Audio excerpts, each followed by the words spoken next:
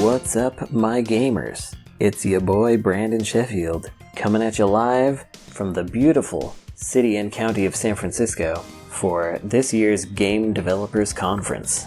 I don't know if I did that convincingly enough. I don't think I have the enthusiasm to be a tuber. Anywho, it's another one of these episodes. I'm going to go around, I'm going to find some people, I'm going to say some things. I actually saw a whole bunch of people today and I totally forgot that I was doing this.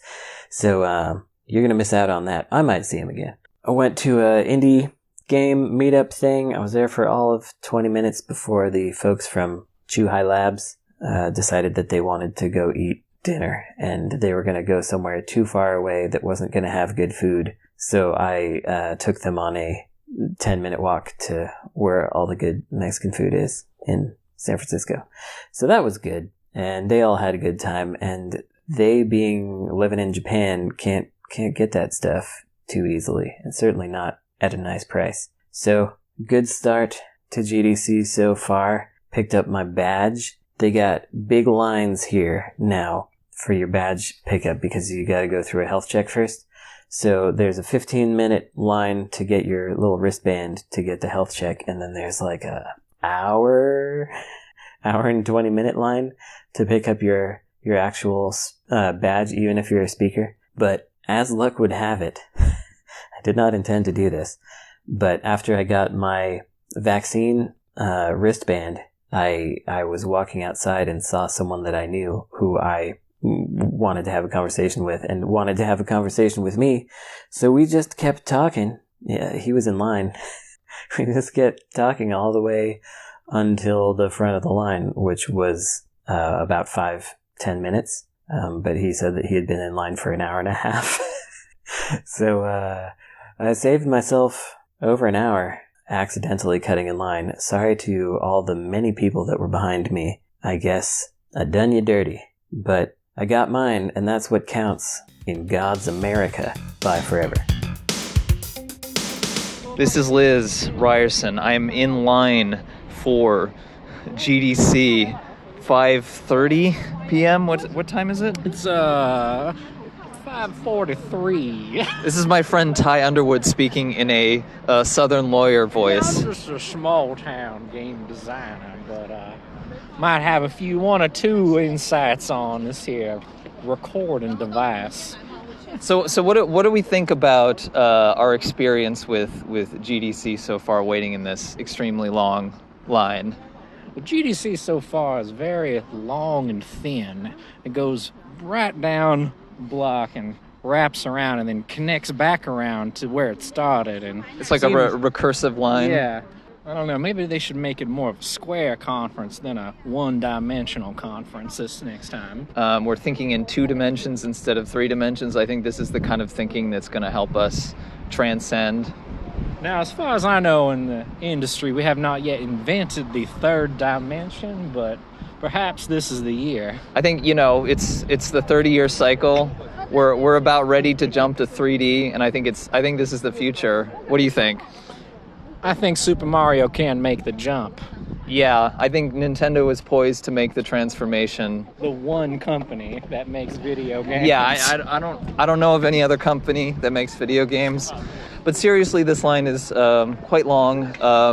I remember waiting in this line last year on Monday morning, the Monday of GDC, assuming that, the line would be longer on Monday morning, and it is in fact longer now than it was on that Monday morning. So I can only imagine how long it will be on Sunday.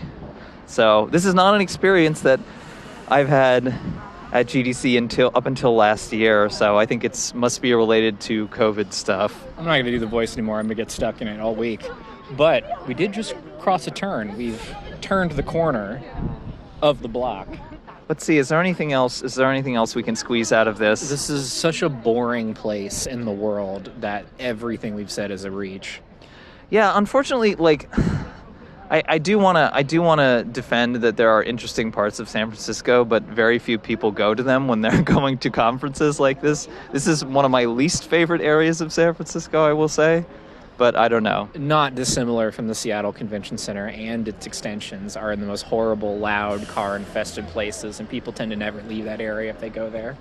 Yeah, and I think contributing to our downbeat mood, in addition to everything else, is the fact that the weather's been quite gray today. It's kind of sprinkling, which to me is like not that bad given the last year when I waited in this line. I had the sun just beating down right on my neck, and it was a lot. But I think there's just a downbeat feeling to this start. Would you agree with that? I would call this weather sort of flat, sour misting.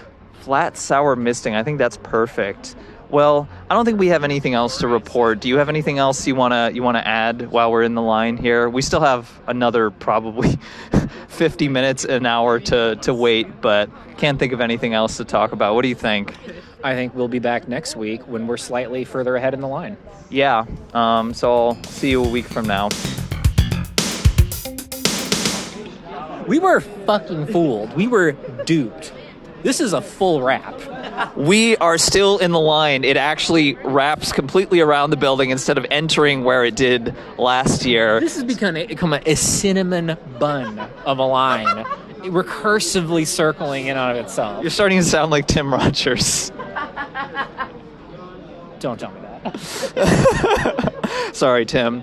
Yes, we are almost at the end of the line, and thank God, because it is almost 7 p.m. when the registration closes. They would be complete jerks to not let us in after waiting in the line for an hour and a half. It's got to be like in the door you're in kind of thing, and we're right on the line. Yeah, I really don't think that they're going to.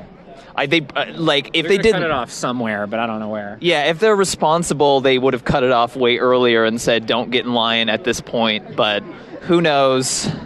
But we were falsely positive. We were tricked. We were fooled. I'll be, consulting my legal team in order to, deal with this situation. But in the meantime, do you have anything else to say? Unfortunately, my lawyer is several miles back in line. Yeah.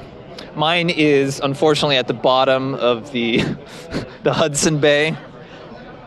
One of the rivers. One of the rivers, the Hudson River, whatever. But yes, we are hopefully nearing the end here. But I don't want to be too optimistic anymore. Being pessimistic has served me well, and being optimistic has not. So we'll see how it goes. But we're almost in the building now. And Ty, you can almost pee. Almost. So here we go. Wish us luck. Okay, hello. As you can hear by the marked jump in audio quality, I did make it a kind of funny studio.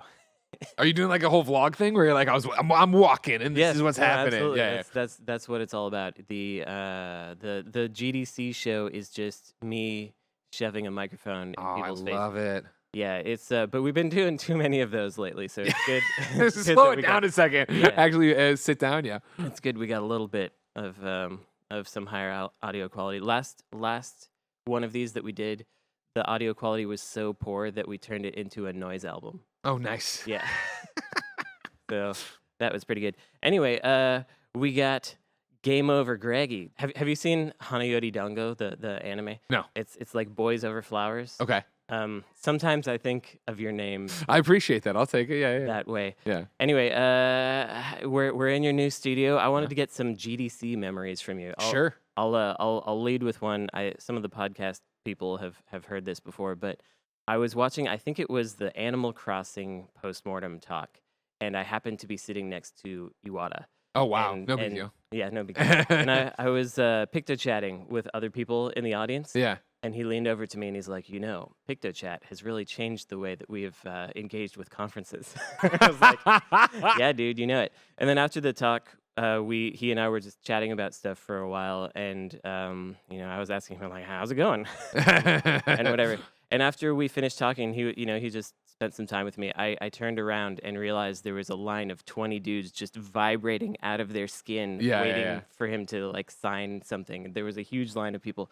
And that was when I realized at GDC that I don't have the same kind of imposter syndrome that other people have. Maybe. Yeah. You were just talking to a lot and not thinking about it. Like, this is cool. This is obviously, cool. he's a really cool guy. He's like way up there. He was one of the best that ever did it. But he's also just a human being you can talk to, and that's one of the nice things about GDCs. You can just 100% talk to a person. So if you have any interesting memories of GDC's past, I have so many. I was lucky enough to start at IGN one day before GDC, so I almost died on the way out here by driving through a Nebraska snowstorm. I got super delayed, and so I came in for my first day. It was like half day Thursday, a full day Friday, then it was the weekend, and then I drove downtown to Moscone, and it was 2007. I was a kid. I didn't know what the hell I was doing. And like, no one gave me any, like, there's like, go cover GDC. Yeah. At my first event, my first anything, I had no idea what that meant. Yeah. So I'm just going to panels and I'm interviewing them afterwards. And I'm writing up all these articles for IGN that nobody cared about. And I was just like trying to crank through it. But really what, you triggered when we sat down is like, when we were doing Podcast Beyond, I remember in the infancy of Beyond, so it must have been 2008, maybe 2009, I did the exact same thing at GDC, where I had a little handheld tape recorder, and I would run around, and it was just like guerrilla podcasting, catch people off guard. Tim Schafer, what are you talking? What are you doing? Blah, blah, blah. You know what I mean? Like, I remember the giveaway bag that year had a 5-hour energy drink in it. Yeah. So we made one of the co-hosts drink it, and then I checked in every hour for 5 hours to see how they felt and stuff like that. Like, GDC is always such a weird mashup because it is so developer focused, and then you have so many of the press types and now just internet personalities, whatever the hell you call us, running around like trying to preview games and see this stuff, while everybody else is like, well, yes, tell me about your systems. How did your dialogue trees work this year? Yeah, it's an interesting spot. I actually covered GDC before I worked for Game Developer Magazine, which was the sister magazine of GDC. I went there as insert credit, and so I was just like interviewing random people and figuring out what to do there.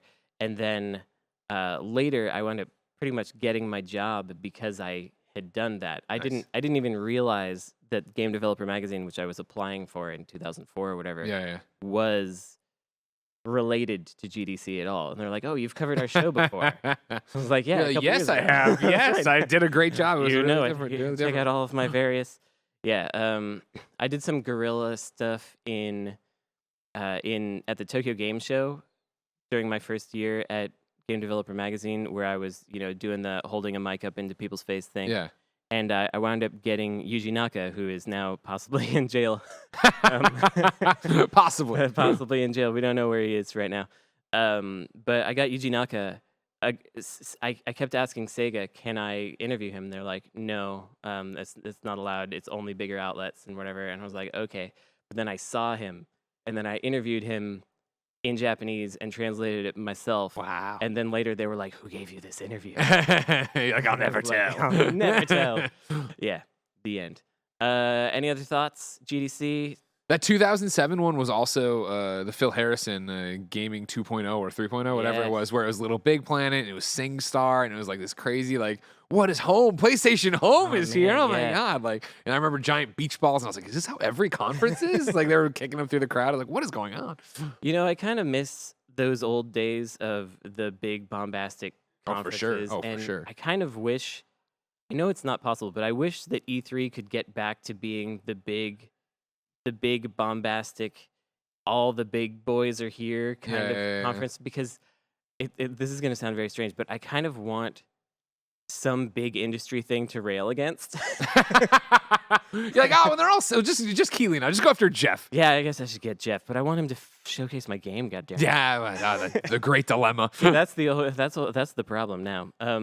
But yeah, I miss those days of just like everything was bigger than me. Yeah. And it felt like there was some untouchable echelon. So it kind of counter to my GDC story. I wish there was a plane I couldn't reach anymore. It's just you. You've gone too high. It's me. You know what I mean? You've gone and touched the sun. That's on you. You're Icarus on it now. I tried too hard.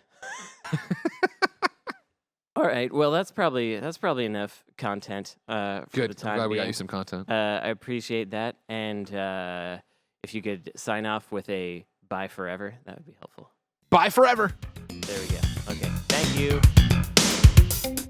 Evan Balster, founder and Lord of Imitone, could you tell us a little bit about why GDC is so fucked up this year?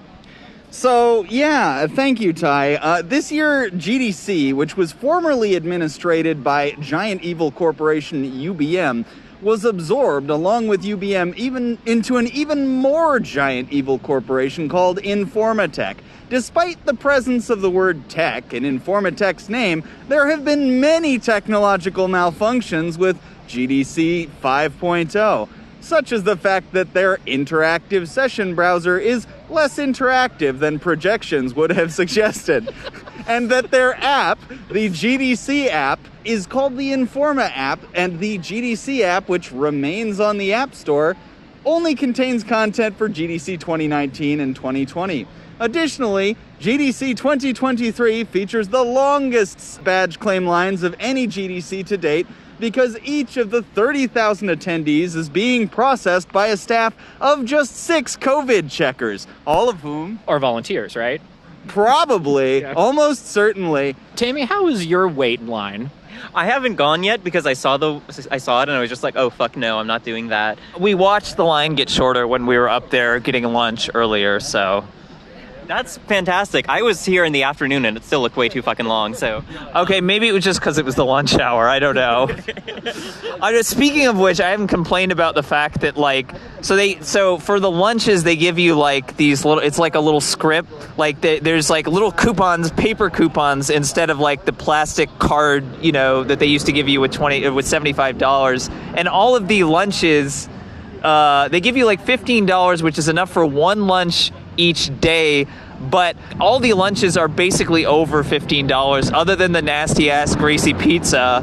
So I got a salad, which is $17.50, and then if you want to get a drink or whatever, it's over. So they literally don't give you enough to pay for lunches for each of the days as a speaker, which is kind of a weird slap in the face. Yeah, they got the idea from West Virginia coal mining companies where they would pay you in a coal script, which would not then actually allow you to buy things from the company store. It would only discount things from the company store. So you then have to pay the company store in order to survive long enough to work for the company. So this is some innovative thinking here, and I'm glad this is the kind of forward-thinking innovation that we need.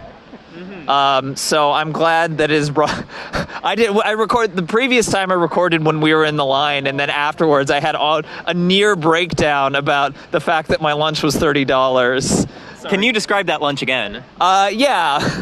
I mean, I got the salad and then a banana and a drink, and you know they give you $15 for each, but those three things together were $30, and so I'm just like, you know, breaking out all the coupons I can, but I was quite frustrated. And I mean, really, you know, as they say, like, how much could a banana cost? It can cost $10. It did cost $5.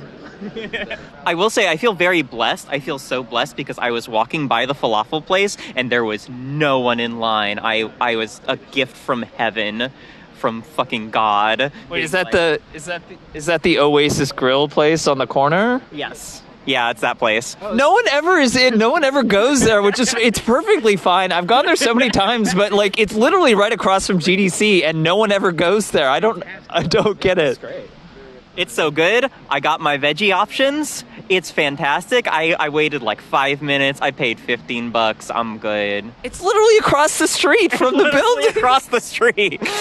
To those of you other GDC speakers out there, it appears as if the coupons are very easy to photocopy, and there is an Office Max down the street. Ooh. I guess I'm officially not allowed to endorse that. But yeah, that's our reporting for right now. We'll be back with more fresh, hot, steaming news later. I'm here with Ash Parrish. Ash Parrish is here. Hi, everybody. So yeah, we're both at GDC at the same time, and you were just wanting to commiserate. We're in a bar at present. She's getting a Irish coffee, and you bombed an interview. Yeah, so it was an interview that I didn't prepare for, that I should not have said yes to, but I guess since it's my first GDC, I have come to it with this idea of saying yes to everything, and that absolutely did not work in my favor this time. And it sucks because it was, at the end of the day, I'm fried. I almost got blew away by a hurricane. I'm so tired. I'm jet lagged to hell. I've eaten, but it feels like I've barely eaten, and I just was not like together. Sorry, it's baseball in here. Yeah, it's baseball, and America finally scored a home run against Japan. So go team. Oh man, I forgot. Yeah, it's America versus Japan. Okay, anyway. Yeah, so it was this technical interview, and I'm not technical at all, and it's these guys talking about like waveforms and how they model the ocean and shit like that, and I'm like, this is not for me. Why did I say yes to this? And then I thought I was supposed to get like hands-on with the game, and I thought what I would do is I would get hands-on with the game, and as I was experiencing this game, I would be able to ask questions and formulate questions on the fly. That didn't happen. So basically they like sat me down and they put a phone in front of me to record my interview, and they was like, go. And I'm like, and the upsetting thing about it was like the guys that they put me with weren't people who could speak to the game. Like generally they were just like technical guys, and so they can only ask technical questions, and I'm not a technical person. And even if I was a technical person, there's no way I could be a technical person now, because it's at the end of the day, my body thinks it's 9 o'clock. I'm tired. All I want to do is go back to my hotel, smoke a joint, and go to bed. So it was a horrible experience. I think I did like okay, but if these people like never call me again, I would never be mad about it at all. Yeah, I've had similar experiences to that, because I used to run Game Developer Magazine, and so there would be a lot of times where it's just like, check out this math. Like I don't know about math. I'm sorry. Yeah. But I would pretty much just be like, tell me more about that.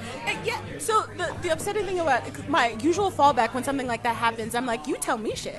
And these guys are like, oh no, we're technical guys. We just prefer to ask questions. I'm like, that's not how this, no, don't do that to me. All of my tricks are failing right now, horrifically. Something else in the baseball happened. Yeah, baseball is continuing to happen over there. Yeah, it's rough when that happens. So I had a press meeting, what I thought was a press meeting. Hopefully they don't listen to this podcast. But I thought this was supposed to be an interview, but it turned out to be a conversation about how they would like to interview me later, which is like, we could have done that over email. And they hadn't played the game, which is what made me think about this. And they're like, oh yeah, I meant to get around to it, but they'd asked for it multiple times, and then I gave it to them, and they never played it. But the main thing was, dude showed up late, smelling like he had already had some alcoholic beverages, with a full beer in his hand at 11 a.m. And is this here? This GDC? Earlier today. No shit. Yeah. Oh my god. And I want to know who this is. Is it somebody? Is it like a colleague of mine? No. Not like of The Verge, but like somebody I would know. It's not anyone you would know, I don't think. They're from the United Kingdom. Okay. And that was their excuse. Oh, I'm English. It's like, that's not... I'm English, so I have a beer at 11 a.m. Apparently. That sounds more Australian to me. I apologize to any Australian listeners. Yeah, sorry, Australians. It's your time. Anyway, we could talk more. Let's talk more later after you've interviewed Mr. Kirby, because you're going to interview Mr. Kirby later. I forget what his real name is. I actually don't remember what his name is either. There we go. None of us remember what Captain Kirby's name is, but later we're going to know it. Kirby's dad is going to get interviewed by Ash, and we're going to find out about it later. All right, bye forever. You can say bye forever. Bye forever. Baseball. All right, I'm here in the park. It's Monday afternoon, about 5 p.m., getting into evening. Nice sunny day, about 55 degrees. Emily, did you have something you wanted to share? There's too much Web3 and AI crap at GDC, and it's driving me up a wall, because we haven't even solved all these problems of like indie game curation or connecting people together from all these different scenes that deserve a lot more recognition and visibility.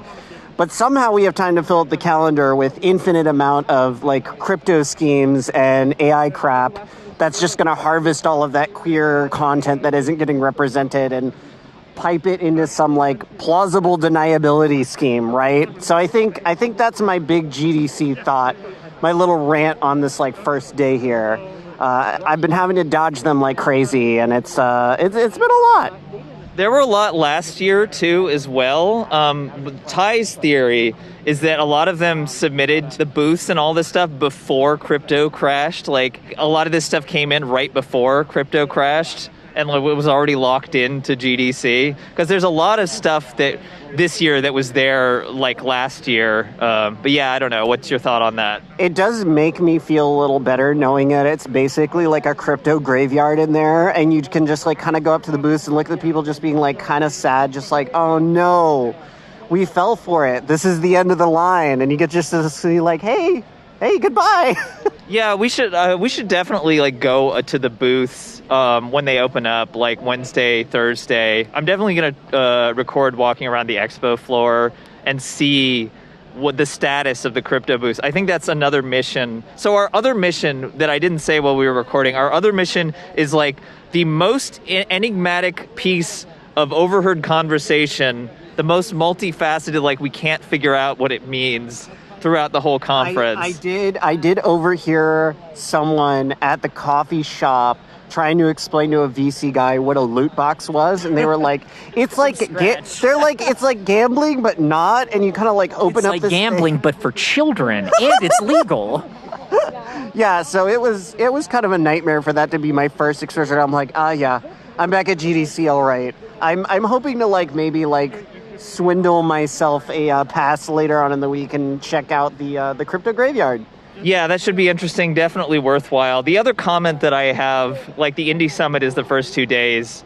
So many indie marketing talks. It's kind of bumming me out, to be honest. It feels like the marketing stuff has kind of superseded what it's actually supposed to be marketing. All of them are called like sustainable community healing through crypto, AI, machine learning. It just sort of trails off in like a series of words that make no sense. Yeah. So what we're going to do is we're going to harvest all of your trauma, and we're going to put it in a big trauma bot, and it's going to start screaming. And through that, we'll put it up against another AI that will try and be its therapist. And we think that this is how we can really bring everyone together around the round table and have everyone solve their problems without having to actually talk to anyone. You pour all the trauma into the trauma trough, right? And then we all drink from the trauma trough together. And through that kind of back, swill, we will know each other's pain and we will become suddenly healed. And this is going to be the Destiny 2 Trauma Trough expansion. Look forward to it, 2024. It's coming your way. I think this is the kind of progressive thinking that we need more of in this industry. This is the future. So get ready. You heard it here first. And if you take our idea, you will be hearing from my lawyer, who is still at the bottom of the Hudson Bay. In the meantime, anything else to say before we log off temporarily? Honestly, I'm really tired of trade publicationism in indie games and games as a whole, and I hope people just start writing more essays about how a game makes them feel instead of whatever objective, weird, rigid KPIs it's hitting for it to become Game of the Year. You heard it here first, folks. It's time to reinvent the new games journalism. Again. We got to bring back, it's the 20-year cycle. All you listeners on Insert Credit know about it.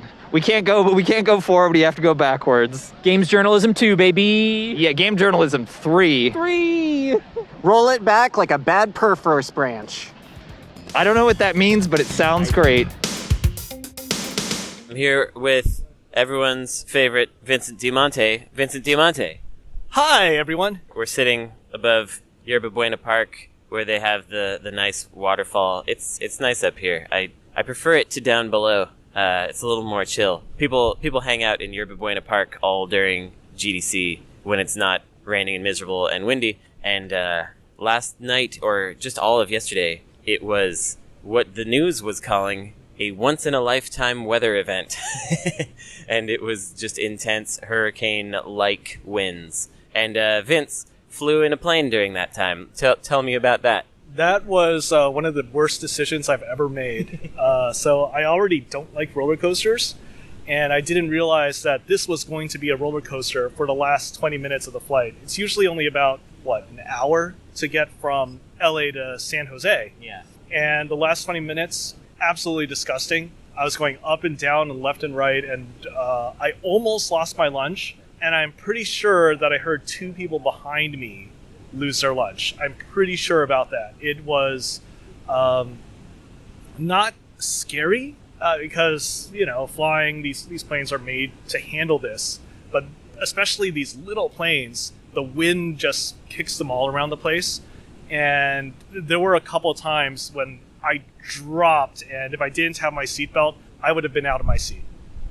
Sounds miserable. And also, like, I've seen this in planes when one person when one person throws up, it starts like a chain. There's so many people that are like on the edge. They're like, I'm holding it in. But then they hear someone else let go and they're like, uh-oh, here it is. Because everyone's mind is so like, you're really thinking about how you don't want to do that. But then when it happens, it's the worst, the absolute worst. And it didn't even stop once we actually landed. It's all the way up until we touched down. The wind was still violently throwing us around. And when we landed, okay, we didn't have that anymore, but wow, the rain just kicked our ass, and not fun.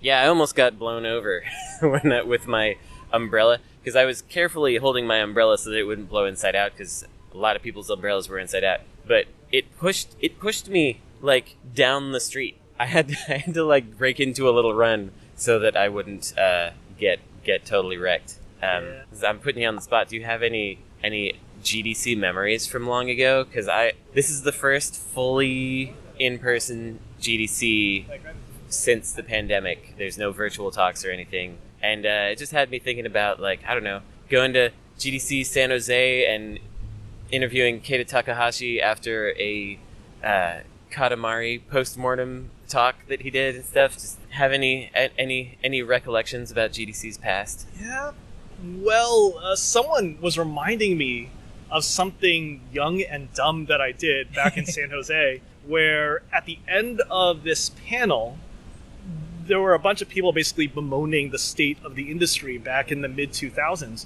And I only have vague memories of this, but I went up during the Q&A session and said that I really, really disagreed with, I think it was Chris Crawford.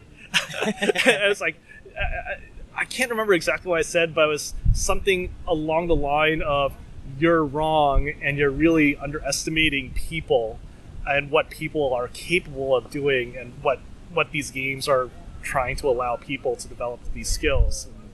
And I think it was perhaps even less eloquent than what I just put it there. So take that, Chris Crawford. Yeah, that's okay. I mean, Chris Crawford, he started GDC as the, what was it called? The developers something. It wasn't Game Developers Conference. It was like GDC-A?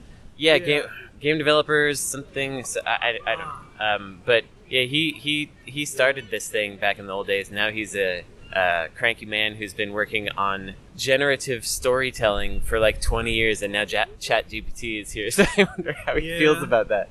I mean, it's cool. He's done some good stuff, so he's allowed to be cranky.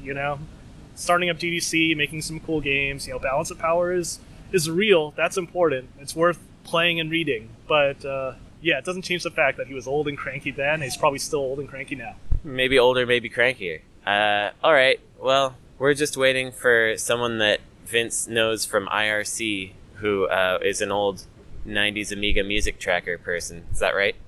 Yeah, and we'll see how it goes. I've never met him in person, but man, I'm looking forward to seeing him. Maybe he'll actually text message. See, that's what GDC is all about. Meeting old friends that you've never met before.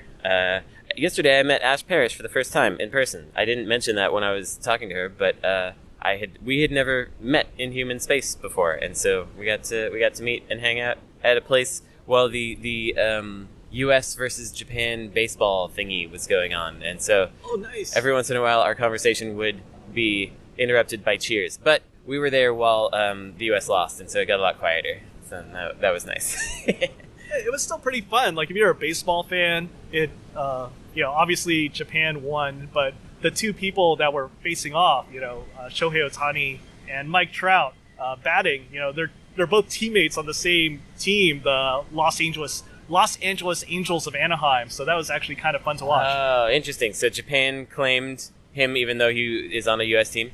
Yeah. That's pretty fun. Well, that makes for a good shonen anime that I would watch. It really does. It was super exciting at the end. Man, well, now I regret not actually paying attention to that, because that sounds kind of fun. Oh, I think we're ready to have a conversation with another person. So I'm gonna let you go. Bye forever. You want to say bye forever? Bye forever. Hey, this is Liz. It is Wednesday, 1:43 p.m. I just got done emceeing the main stage on the first floor of Moscone West. Not as many people there as I would have expected. It's on the same stage where like the award show is and all that kind of stuff, but still very anxiety inducing. I was really, really nervous about this and did not sleep pretty much at all last night. Just nausea, stomach aches and stuff. But it was very encouraging to like meet everybody in the back rooms. And everyone seemed as nervous and about as formally or informally dressed as I was. So, although I did have an awkward, like, pseudo handshake, not handshake with Jen O'Neill because she was carrying the, like, switcher thing in her hand and didn't switch it over to do the handshake, so it was a little awkward. I tried to get everyone to say trans rights at the main stage talk. And I was actually pretty nervous about that. I'm not really sure why, but I just was.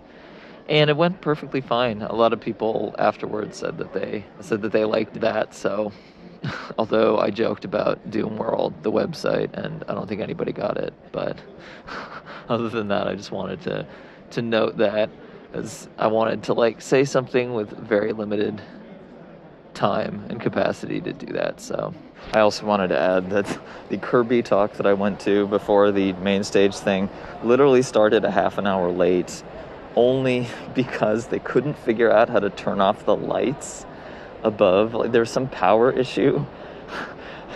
That's so funny to me that they just couldn't figure out how to turn off the lights, and it created like a 30-minute delay, but kind of encapsulates this year's GDC, to be honest. Although the main stage experience was pretty smooth, other than the handshake incident. But Jen was actually very nice, so. But yeah, we'll see how the rest of the conference goes. We had like a check-in for the experimental game workshop, which I'm co-hosting on Friday, but it's a long way from there. It's kind of like low energy, sensing a lot of like kind of low energy. That might change tonight, but we'll see. Yeah, signing off. We are walking down to the expo floor. It was 4:16 on Wednesday, about 54 degrees out. Let's start. Let's just dive in. Okay, so there's a huge Unity booth here. It's kind of surrounded by, it's like a hexagon kind of, and there's this like weird shape, like spherical shapes that are moving around in various ways on the screen that I'm not sure what it's supposed to represent. But what do you think about this? What do I think about Unity? Yeah, I walked through it earlier, and there's a bunch of very sort of unimpressed staffers showing up, like really specific technical things. And Unity is really just sort of like a pile of disconnected features that might be useful but are going to be abandoned in a year. Yeah, those are interesting comments. I don't really have much to say. It's kind of a stark black. We got white text on black. A lot of this like blue and black and white text, like a lot of this sort of gradient pattern. Your cheap fake wood with your cheap fake carpet next to it. Everything kind of looks like it's been made out of renderite, like whatever architects use in 3D programs. There's all this like shiny black with LED RGBs everywhere. Yeah, that is a common aesthetic, but you have these little booths here too. Oh yeah. That are like all the special features that they're launching. Oh, okay. So these are all different games. There's Hi-Fi Rush, the Tango Gameworks game. Oh, right. It's Unreal, you might say. Oh. Behind it is the MetaMask booth, which is a product that is trying to fix all the problems caused by Bitcoin by making it through if you lose one password, your entire life is ruined and not just part of your life. Okay, so Unity has a lounge in the sort of middle of the hexagon, and there's these like circular things overlaying that say showcase made with Unity showcase, and there's like a stage there. People are sitting in chairs. Honestly, it's pretty average for a expo floor showcase. Here we go into the land of Web3 gaming. We have a giant screen for the Unreal Engine and a very perfectly generic looking sort of programmer RD. Oh, it's somebody doing a demonstration here. Yeah, both the Unity and the Unreal demos look exactly the same. They're the kind of art that is very easy for this sort of system to make. The very like detail-y, natural crumbling castle aesthetic. Okay, so this is fascinating here to me. It's infuriating. The theme continues from last year. We have a white encased in a veil. Sort of like mosquito netting. Like they're gonna get malaria if they don't have bitcoins. And the lights are like someone shooting like a circular ray, like a comic, like 50s ray, like a ooh ray at you. That's what the lights look like, and they're kind of, and yeah, you have to walk into the mosquito netting on the corners in order to get in. So this is fascinating. It's all white. It's sort of draped. It's like this is when you go to purgatory. Do you have a comment, Issac Io Schankler? I wonder if there are free drinks in there, and that's why there are so many people in there. Almost certainly. I heard about someone giving away smoothies. That person has one of the water bottles that I got from being in the backstage. So clearly there's some good swag happening here. We're approaching the mo-capped half pipe where I watch a guy eat shit and it be captured in real time. Wow. Okay. So we have a skateboarding ramp here where people are doing mocap and they're doing suggestive dances. Interesting.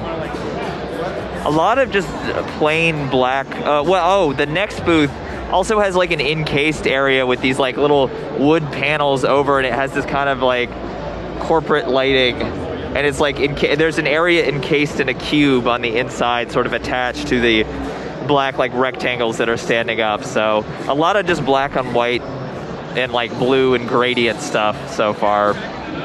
Yeah, it's interesting to see all the incomprehensible gibberish of things like Web3 auth x ludex, which is just stacks on stacks on stacks of this kind of software causing unsolvable problems, then people selling something that attempts to solve the problem on top of all the other things, which then of course needs its own solution for the problems that it causes. Some of these logos look like a 2009 indie game designer went corporate. Like they have kind of a weird sensibility to them that's kind of abstract. Maybe that's where all of them went. I think all of them went that way. You might be right. It might be that this is like a whole new like re-emergence, like reinvention of the entire cycle, but with an incredibly like cynical, horrible kind of undercurrent to it. I think a lot of these are just brand new people to the space.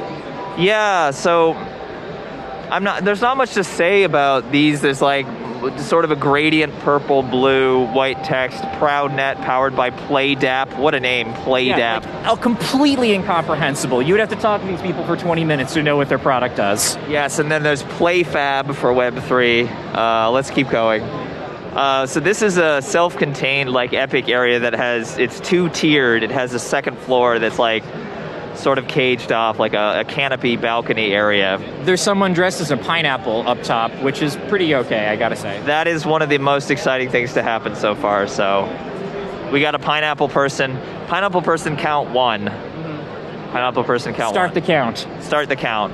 So this is a lot more dense than last year's. So it's hard to pick out stuff visually. It doesn't stand out as much. We're drifting towards the Godot booth, which is cool. Okay, Godot, right? Or I've heard it said different ways, and I've seen the entire show 3 times, or it's been pronounced differently 3 times. Okay. We got Splash Top,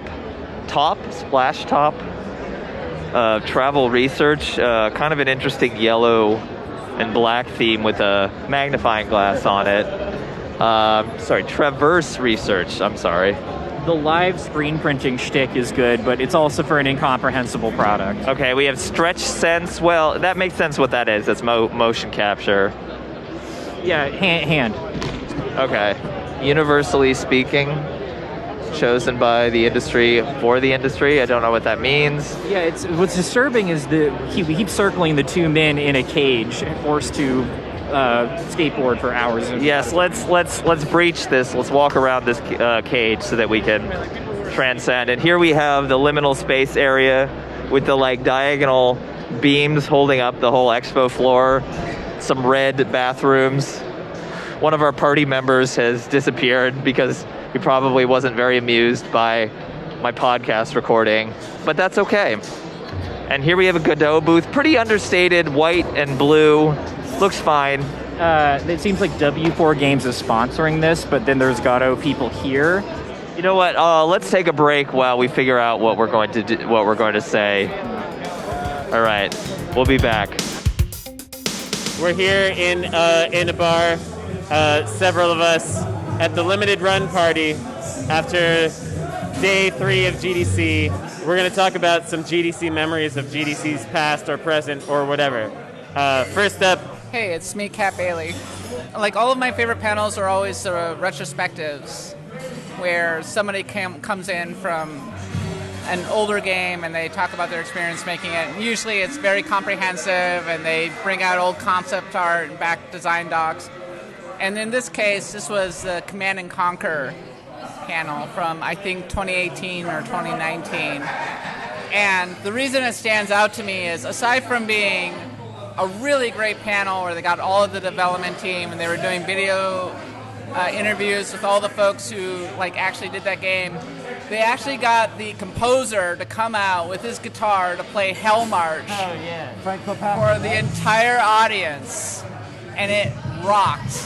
It was awesome, and I will never forget that. That's my GDC memory right there.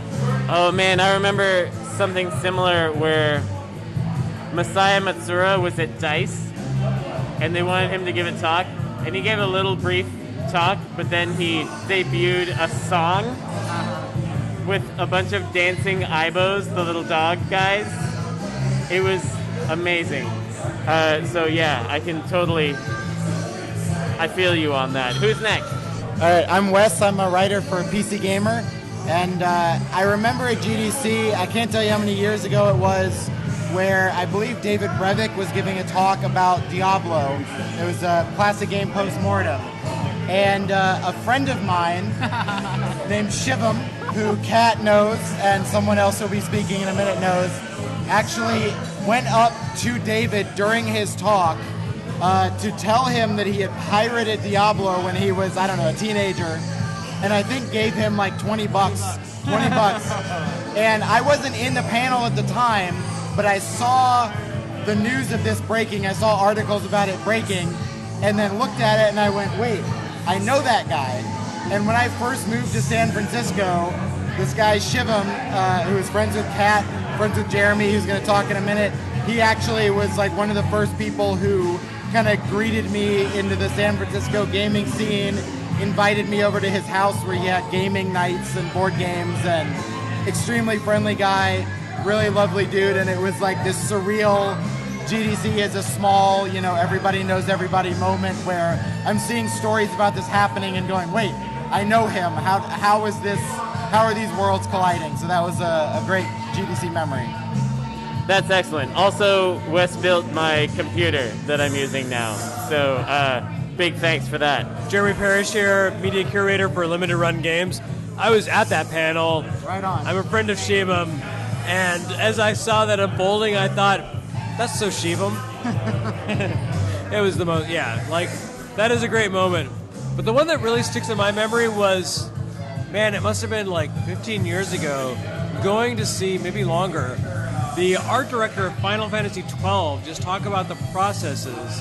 And one of the things he mentioned in creating the game is that they designed all of their textures in HD, even though it was a PlayStation 2 game. So he said, we have all of these textures in like super high resolution, much higher than actually was presented in the game. And that stuck with me because I love that game. And a few years later, I was talking to people at Square Enix about, remasters of like Final Fantasy X, and said, I remember the art director of 12 said, you have all of these textures in HD. So I feel like the burden of bringing Final Fantasy XII to HD systems as a remaster would be relatively trivial compared to a lot of other games. And they just stared at me and were like, how do you know so much about this game? But literally, I just went to your team member's presentation about creating the game. That's all I did. But, it just occurred to me, like like actually kind of getting these insights into the processes of game development, like it really, I don't know, kind of puts you in the mindset of things and puts you kind of ahead of everyone else in terms of understanding what the games are like. So that was the moment that it really kind of like cemented in my head that GDC is really valuable, and it's a great opportunity to understand kind of the perspectives of things from a different approach, from kind of the inside. Yeah, and that's a classic Square Enix and also Japan moment where people will be like, how do you know that? Right. And it's like your developer talked about it, and then that person could potentially get in a lot of trouble later. I don't think they did. I didn't actually give the details of how I knew. I was just like, oh yeah, no, and like that was out there. I mean, it reminds me of when I interviewed Yuji Naka and Sega wasn't trying to let me, but I just saw him on the show floor and I interviewed him in Japanese, and later they were like, where did you get this information? How did you do this? Anyway. Now Yuji Naka is in jail. And now he's in jail. It's my fault. So I'm JJSignal, the creative director for the Read Only Memories series. I have two memories that stick out of my mind for GDC. One of which was meeting LeVar Burton for the first time. Heck, first time? For the first time. Shoot. And it was whenever we were showing off our game for the Ouya, because Read Only Memories was originally an Ouya game. I forgot about that. And at the time, they were running a campaign where there was a Reading Rainbow version of the Ouya. And so LeVar Burton was here at GDC, or maybe it was E3, so maybe that's a fuzzy memory. Okay. Showing off the Reading Rainbow version of the Ouya. He's a cool dude. The other one is meeting Yuji Saito for the first time and hanging out with him. He's a pretty cool dude, very chill. At one point, while I was walking down the street with him, I was mentioning some of the favorite bands that I like from Japan, like CCB, Coconut Boys, and a couple others. And at one point, he was like, you kind of know a lot about Japanese pop culture. And I was like, oh yeah, that's what I love. I like researching it. It's one of my favorite things. And he's like, under his breath, maybe too much.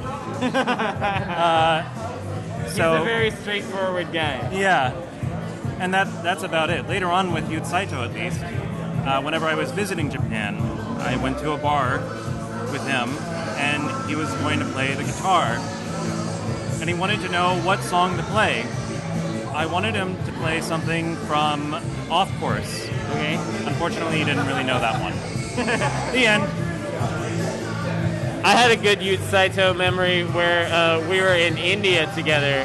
I took him and Swery to go hang out with a bunch of Indian indie developers in like somebody's flat in Hyderabad, and it was just really funny. Yuji Saito was just chilling in an easy chair, just like surveying the scene. He was so like pleased to be soaking in all these happy people who make video games. We were in like a busted dirt road that we took a weird taxi to get to, and there's like a demolished building next to the one that we're going to, and we get up there and it's just all these happy indie developers, and he was just like glowing and holding court, and everybody was like gushing about him and stuff, and he was really happy. That reminds me of Swery's indie soapbox, in which he gushed about beer. Oh yeah. For a solid 10 minutes, and how much he enjoyed drinking and how much he enjoyed beer, and just showed pictures of himself drinking with various folks in Japan. Drink king. Yes, I am the drink king. That was his whole bit. Very good. Okay, we've done it. We've had a podcast segment. We've succeeded. And waters are arriving. And with that, I will say to you, bye forever. Hello, this is Liz on Wednesday night at 11:13 p.m., the 22nd of 2023, and it is It's about 52 degrees in Oakland, California right now. I went back to where I'm staying. It's kind of a miracle that I got through today. To be honest, I felt like I was a walking dead. I stopped recording in the middle of the expo floor wandering because it was just too much. Too many people around and too much overstimulation. My friend Ty, we walked over to a place with tea and I had some tea, so I felt a little bit better. But yeah, I just barely got through today. It was way more dense than last year. Some of the same booths. Yeah, and a lot of them weren't that notable. I think maybe I was just primed to expect things the way that they were last year. But yeah, we'll see if I can get more of that.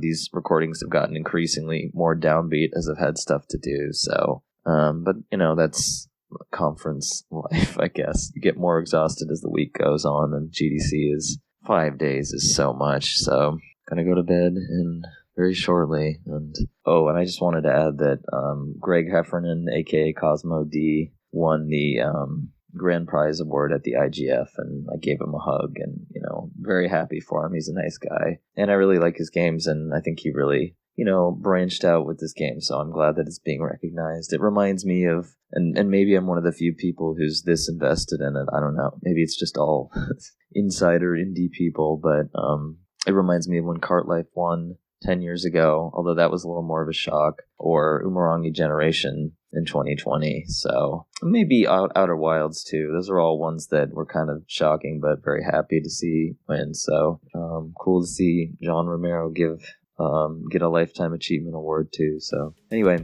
okay, now I'm going to bed. 2:45 a.m. The day of GDC, I guess the midpoint is over. 2 days left. I don't think I even mentioned why I'm here. I'm here to pitch our next video game and hopefully get money for it. That's why I was at DICE as well, where I did the other podcast where I didn't mention why I was there. But that's the whole point of why I'm here, is to try to get money for the studio so that we can keep making video games. Once Demon School comes out, which will be this year, we hope, we don't have any more money after that. So we have to line something up. You may or may not know, but it takes a while for after you release a game for the money to actually come back to you. So you tend to want to have something ready to go right after that. So that's what I'm doing here. But the real thing that's fun about GDC is hanging out with your pals, seeing people you haven't seen in a long time, meeting new interesting people, industry luminaries and whatnot. And so that when I did that little round table of GDC memories in the last segment there with all those folks, I just sat down at a table with all the old, current and former journalists and had a little talk with everybody. And it tonight felt like the GDC of old.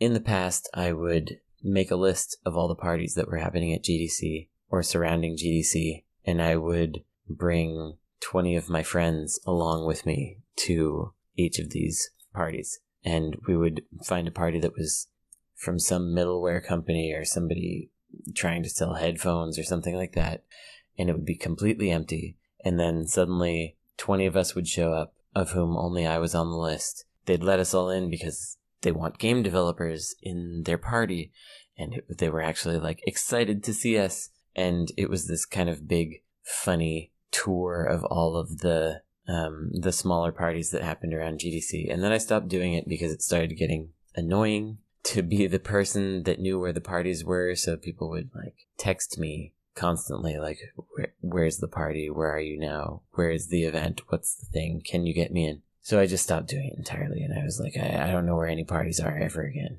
I don't know where they are. But tonight we went to Limited Run. They had a party that was nice. All of us that were there were invited to it. But then Sony had a party right after that. And there were about 7 of us. And I was the only person invited. And so we had to finagle our way to get everyone in. And, some people snuck by. Other people, I went in and got someone to get them in officially. And the others found their own methods. And after that, we tried to go to another place. And it turned out that place didn't exist. And then everyone just sort of dissipated into the night. And I also found out that I had made an enemy that I didn't know that I had made. And we had a increasingly intense disagreement across the evening, and then came back to my hotel, which was also closed, and they pushed us out of the lobby there, and everyone came up to the room, and we talked about games, and there were people from 4 different countries in this room talking about whatever things we felt like, and it was a true GDC evening. Because snuck some people into a party, had a video game related serious disagreement with someone that means we're not friends anymore. I shouldn't laugh at that, but that's how it went. And then wound up in a hotel room that I didn't pay for because I can't afford to stay in this hotel. It's uncomfortable, it's loud, and it costs like $400 a night. It's a comped hotel room. I would not be paying for it. But that whole experience is very much the GDC that I knew for the last 20 years. I've been coming here since 2002, 2003, something like that. I think it was 2002 when I first reported on GDC for insert credit because it just happened to be close enough to drive to. And I did some of the only reporting on the Metal Slug MMO that was supposed to be released in Korea and stuff like that. Anyway, so those are the 2 reasons why I'm here. There's the work reason, and then there's the reason of just seeing people that I haven't seen for many years and hanging out with them, having shenanigans, just being a person. So we're doing it. That's GDC. I'm going to try to get you some more people to talk to tomorrow. Next day, we'll see what we get. We're going to get some podcast content for you. Hope to heck you find this interesting. Goodness. I forgot to tell you the other thing that happened today, which is that the soles of my shoes separated from the rest of the shoe. So another thing that I did today was try to get a recommendation for a cobbler. Which I was able to procure because I happened to be at the office of a friend's studio called Shiny Shoe Entertainment.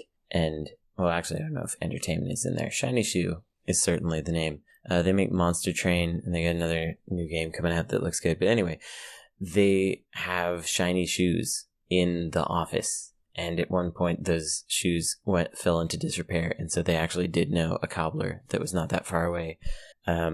Because I brought 2 pairs of shoes with me. I had the boots that, maybe I've mentioned this already, were giving me blisters. So I couldn't wear them anymore. And I switched over to my regular shoes. But then the soles came off of those. So I had to come back, get my boots, blister my way over to the cobbler to get my shoes repaired. Because we're having a weather event that I have certainly discussed. And I've discovered that the news called it a once-in-a-lifetime weather event for California. And so the rain got in my shoes, and then all the walking got that rain to loosen all the adhesive. And so I was walking all around with some floppy clown shoes. And that's another thing that happened today. I meant to put that into my roundup of why today was such a GDC kind of a day, because that happened to me at another trade show. It happened at E3. I don't know, like 2005, 2006, and the soles of my shoes were falling apart, and I couldn't glue them together. I couldn't figure out a way, and I wound up putting pins through the soles into the body of the shoe to keep it connected. But I put the pointy part down and the round part up so that it wouldn't poke my toes. Yeah. So maybe that's the true GDC, is getting your shoes repaired. No, it's not that. I don't have a way to end this. Bye forever. Hey, this is Liz. So, I just tested positive for COVID this morning on Thursday morning. So, I guess my GDC is over. Honestly, probably for the best. I was testing negative before. Thankfully, for the experimental game workshop thing that I'm co-hosting, I'm going to be able to video in, either record, if not video in live. So which is very nice because I think it's one of the few presentations at GDC where, we already were doing that. So I don't have to miss that. So I'm very happy about that, considering all the circumstances that happened. We'll see how I feel in like 5 days when I have to fly out. I guess I'll test again. But yeah, staying at my friend's house, just isolating in this room, going to sleep and watch movies probably. So at least glad I got to do some narrating of the expo floor, even though it was cut short. I really wasn't feeling well yesterday, but I thought it was just lack of sleep and nausea, and like I said, I was testing negative, so up until this morning. But glad I got to see a lot of people regardless. Given everything that happened, it's not the worst circumstance, but it also does really suck. At least I got some good sleep last night, so definitely check out the Experimental Game Workshop on probably the GDC Vault. They might upload it to YouTube later, I don't know. But yeah, really excited about a lot of the stuff that's being shown there. And hopefully me videoing goes okay, so. But yeah, this is Liz, 2:51 p.m., Thursday, March 23rd, 2023. My GDC is officially over. This is Ty Underwood covering for Liz Ryerson for the GDC Special Report. Unfortunately, Liz was apprehended by the GDC Informatech AI and is being held in an undisclosed NFT booth in the South Hall. So I will be doing the reporting for the Experimental Gameplay Workshop. I'm here with Isaac. Gonna ask you some experimental questions for an experimental workshop. Okay, I'll try and provide some experimental answers. So, what do you think John Blow is thinking about right now? He's just thinking about the lines. Just thinking about the lines. Always lines. It truly is about the lines. Yeah, very well put, very well put.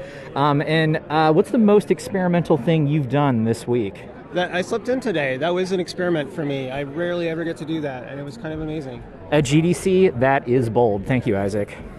Okay, I am here with Diego. So, what's the most experimental thing you've done this week? This week, wow, eating strange gummy worms. Strange gummy worms, yeah, that is truly the San Francisco experience. What do you think John Blow is doing right now as we speak? I don't know, maybe sleeping. I don't know. Sleeping, yeah, he really is a sleeper. And what's the thing you're most excited about seeing at the show here today, Experimental Gameplay Workshop? I don't know, maybe some of the creativity from every designer here. It truly is a special moment. I'm here with Evan. So Evan, what is the most experimental thing you've done this week?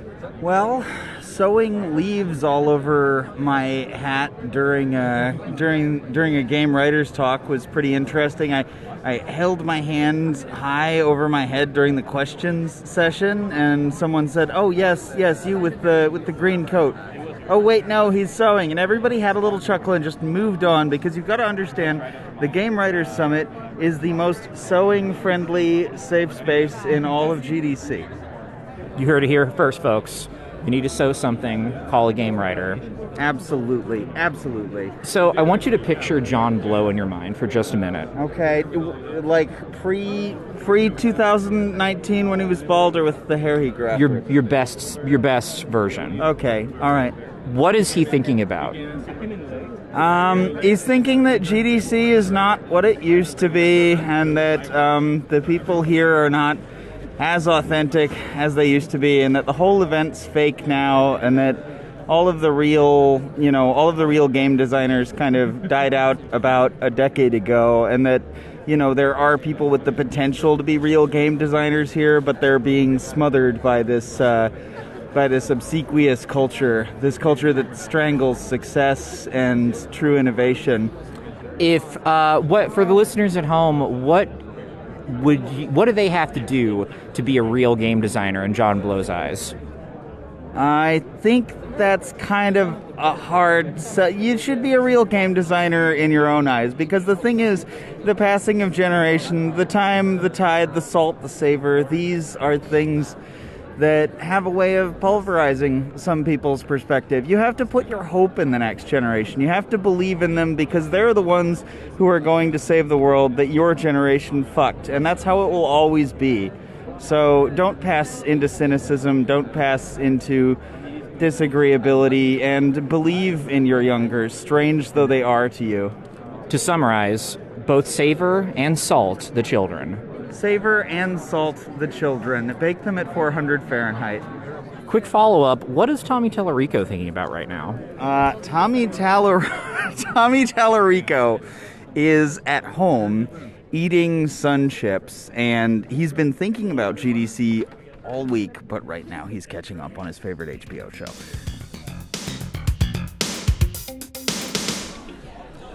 Hello, we're here at an Italian restaurant right by GDC because we were trying to go to a Burmese restaurant, but it was full, and then we thought about going somewhere else, but then we found a place that made us all equally unhappy, and so now we're there.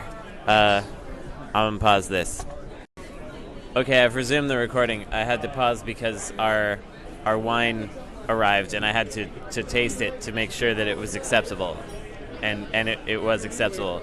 And I've also been informed that not everyone is equally unhappy. Some of us are more unhappy than others. So that's the big news. So Liz Ryerson got COVID. She was doing a bunch of podcast content, and now she's gone without me even being able to have an in-person conversation with her. So that's very sad. But yeah, anybody got any exciting GDC things? Frank, you got anything? Anything that happened to you? An exciting GDC thing. Interesting.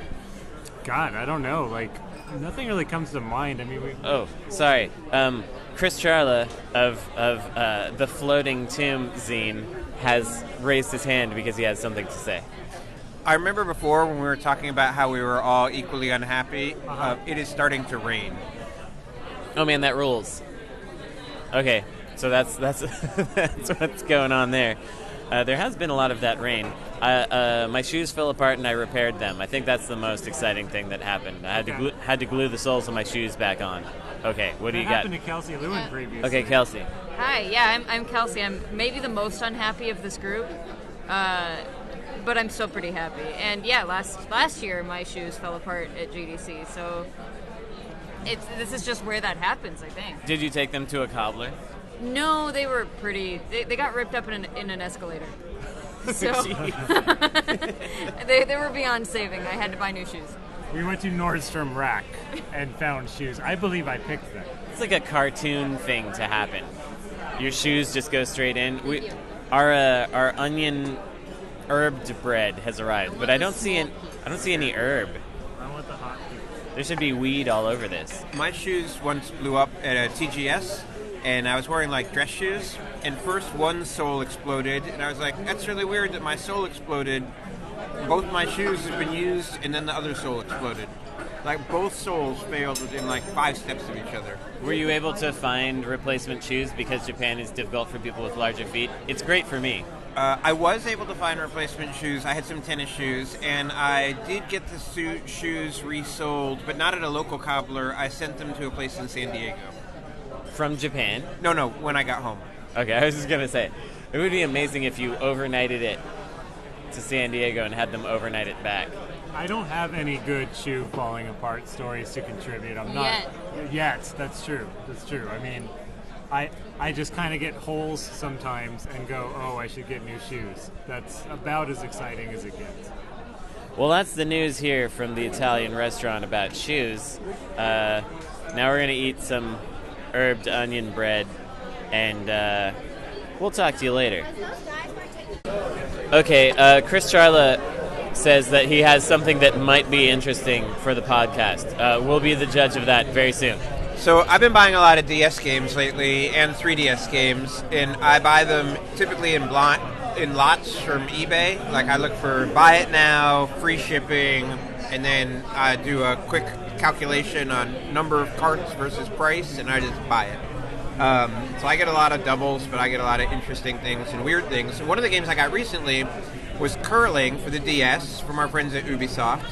And I was excited because curling seems like it would be good on DS because you can use the stylus to sweep and everything. And when I got it, I discovered that it was from like an Ubisoft in Canada, and that they had localized a Japanese curling game. For published by D3, I think. I don't know.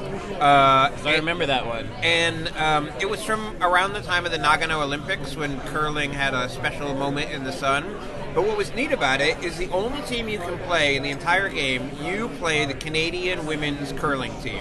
And you compete against a bunch of other curling teams, but that's it. You don't play the Italian team, you can't play the Canadian men's team, you can only play women's curling as Canada. Wow. As far as I can tell, but I could be wrong, but I'm sitting with some game experts who can hopefully give me a counterexample. This is the only game I can think of where the name of the game is the name of the sport, but you play a female athlete exclusively. Like there's other sports like where it's like it's like women's basketball or like women's Serena hockey, Williams or, tennis. Yeah, that's right. Or like girls softball or something. But this is the only one where it's just like I'm a curling game. By the way, you're playing like the ladies team, which I thought was really cool. And the game is really, really good. It's quite fun. It's very slow paced, like real curling, but it's a super good game. Anyway, that's that's I can't think of any. No. Absolutely not. I cannot think of another example. Well, that's neat. Thanks, random eBay DS lot. Let us know in the comments, LOL, if you got any hot tips. Does like dance aerobics or something count? Like if it's not a sport. That is my question. Yeah. Yeah, like Zumba is not a sport. Yeah. Or is it? No, it's not. I don't think so. Yeah, you can't compete in Zumba. I don't think. There's plenty of games like Ubisoft's Imagine series where you only can play as a female protagonist, but they're not sports games. Yeah. I mean, I think you can play as a man in World Court Tennis on the TurboGrafx. I've only ever played as a woman, but I think you can play as a man. Probably. Yeah, I can't imagine a game from that time is only women, but maybe. Unless it's like on purpose to be, like it's like a Hacker International. Yeah. Unless it's pornographic. Yeah. Actually, that's probably the. If there's another one, it's something from Taiwan or Hacker in Japan. Yeah, and it's pornographic. I think that's the direction we might have to look. But the other place that we might be able to go, I think, is tennis in general, because I think tennis is more possible that we could. And possibly wrestling, because I know there was an import women's wrestling game for TurboGrafx or NES. But it's called Queen of Queens. Yeah, so I got one. Okay. It's only a technicality. Okay. All right. Golf by Nintendo for the NES. There was a ROM set you could get for the arcade version for Versus Golf, where it was just women. And But it was they just, still called it golf. So the like flyer calls it Versus Ladies Golf, but the marquee that comes with it just says Versus Golf. Okay. It's close. Like you would have to. Well, like only the operator who ordered it would know that it was called Ladies Golf. The player would not. Yeah. If the player sees golf and plays only women, I think that probably counts. Yeah. But it is a technicality because it is technically ladies golf. It's on the order form, right? So I don't know. Is that the name of the game, or is that the name of the thing on the order form? I don't know. Yeah. All good questions. Well, let us know in the chat if you got any more. We just had a really good conversation that you didn't get to hear. I feel like I should let you listeners know that what happens is we record a segment of the podcast, and then we talk about some other stuff, and way more interesting conversations happen than you get to hear. And then we're like, well, it's too late for that. And then we record another segment, and then so pretty soon we're going to have such an interesting conversation that you're not going to get to hear. Very sorry about that. Chris Charla has raised his hand. Oh, but he's chewing. And so we're what a dilemma. We're gonna wait. Okay. Even though I've almost signed off, let us know in the chat whether you think Chris Charla should be penalized for raising his hand. Sorry. I raised my hand so you wouldn't hit pause because I wasn't going to be able to stop myself from saying this dumb internet fact or video game fact. Yeah. Maybe my second favorite piece of obscure video game trivia, which is Plundered Hearts, which is, of course, the Infocom text adventure that's one of the first romance games made by Amy Briggs. Amy Briggs used to babysit for Ron Gilbert, who went on to make Monkey Island. That's so cool. All right. Amy Briggs. So did she babysit Ron Gilbert, or did she babysit for his children? She babysat little Ron Gilbert. Okay, yeah, that's pretty good. I don't believe Ron Gilbert has children, but he does have a wife who I met for the first time here at GDC, so that was cool. I had a cookie made by her once. I've How never was met it? her though. It was great. I backed her Kickstarter for her food games where you bake things and then play video games with the baked goods and eat them. She has a name. It's Jenn Sandercock. Okay, very good. Yeah. She's super cool. Yeah. I had a funny experience where I was learning about this game. I forget the name of the creator of the game. It's relevant, but it's okay that I don't remember it. Someone was telling me about the story of this new survival horror-ish game called Amy that was getting made. And they were like, yeah, we were my wife had a friend from a cooking class. And they were they would cook together, and so this was the producer of the game talking. They would cook and they would share recipes and stuff, and so they'd been hanging out so much. I was like, oh, I should meet this person, and he meets this cook who has a lot of things that he's making, and he's like, actually, and it finds out that this producer was in video games. He's like, oh, I used to make video games. Here's a little something that I've been working on. And it's this really sophisticated cooking game that he's been making by himself. And so the producer's like, who is this person? Who is this guy?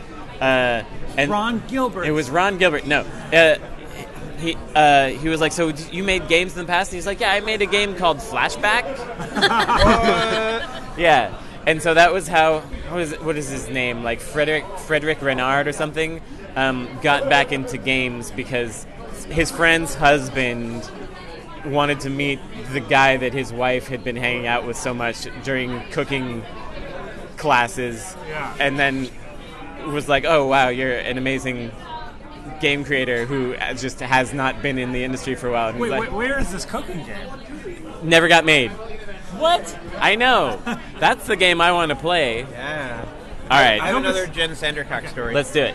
So one time I was sitting outside eating pizza with a developer from Australia in Seattle, and a person walked by, and then the developer from Australia was like, Jen? And it was Jenn Sandercock, because we must have been near her house, and she knew the developer, but they both knew each other from Australia, but they met in America in Seattle. And that's weird when that stuff happens. Although it's not weird here. Here is where it happens all the time, and you just stand in one place and you're like, "Hello." Yeah. Do you mean San Francisco or Game Developers Conference? I mean GDC. Yeah. So not weird for two people in the game industry to run into each other in GDC. No. Well, okay, I have a weird one, which is I was at the Townhouse. Remember the Townhouse, Charla, which is in Emeryville near Digital Eclipse office, and Also the Video Game History Foundation office. That's true, but it wasn't true at the time. Okay. And we were eating there, and the pastry chef was a guy who was like the art director or something at GameTap when I worked there in Atlanta. Nice. And it was one of those things where it's like, am I dreaming right now? Like, this is... How did you get here? Randomly, but the valet parking crew at the Townhouse is the psychobilly band, the Phenomenauts. That's for pretty good. years it was, anyway. Yeah. Like, they were just... And maybe they're not psychobilly, maybe there's something else, but I think they are psychobilly. A little Emeryville story that I have, which I was reminded of last night because I met a guy who worked for Pixar.